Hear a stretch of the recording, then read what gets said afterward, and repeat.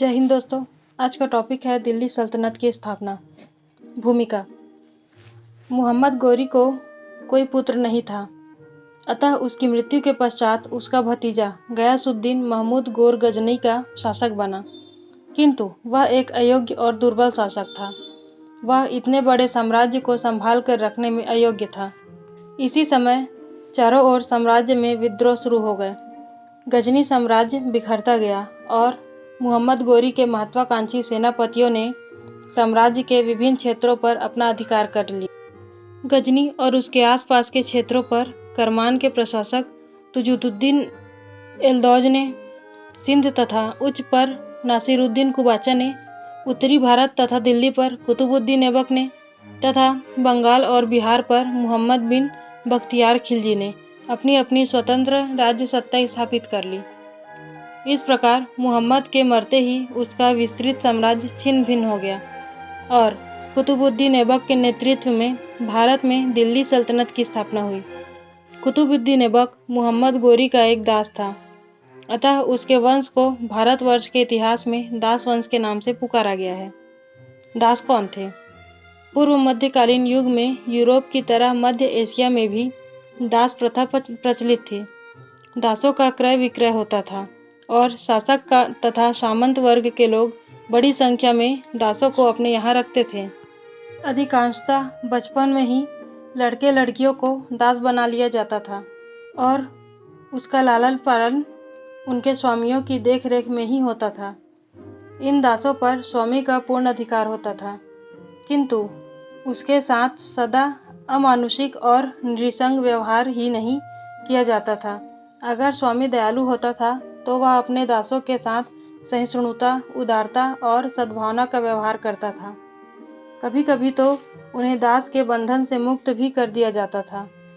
मध्य Asia में 10वीं से 13वीं सदी तक दास प्रथा विशेष रूप से प्रचलित थी और समाज में दासों का बाहुल्य था। इस काल में मध्य एशिया में सल्जुक तुर्कों का बोलबाला था।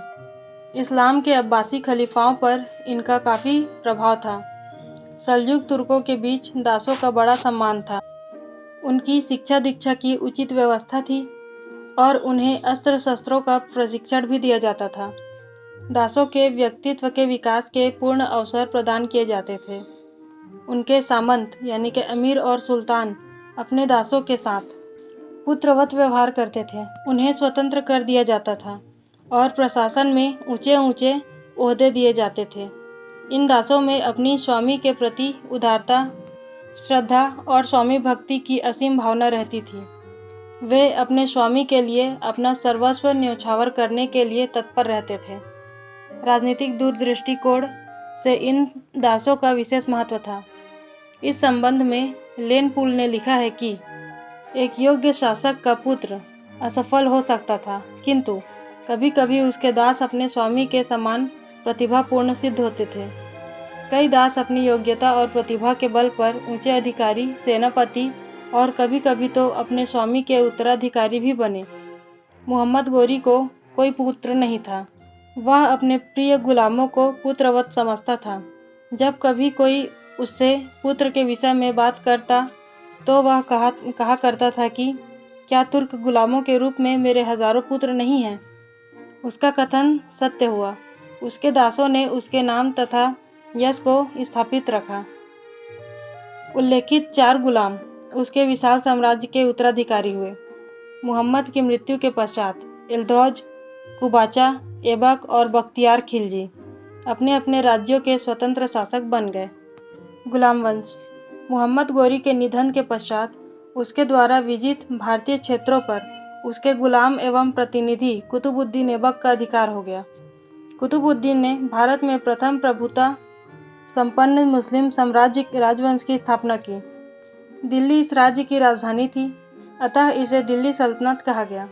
क्योंकि इस वंश की स्थापना ऐबक के द्वारा की गई थी, जो स्वयं मोहम्मद गोरी का एक गुलाम था, अतः इस वंश को गुलाम वंश के नाम से संबोधित किया जाता है।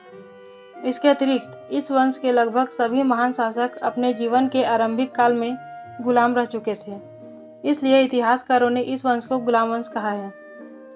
लेकिन इस वंश को गुलाम वंश की संज्ञा से संबोधित किया जाना असंगत प्रतीत होता है। इस संदर्भ में कुछ तर्क दिए जा सकते हैं।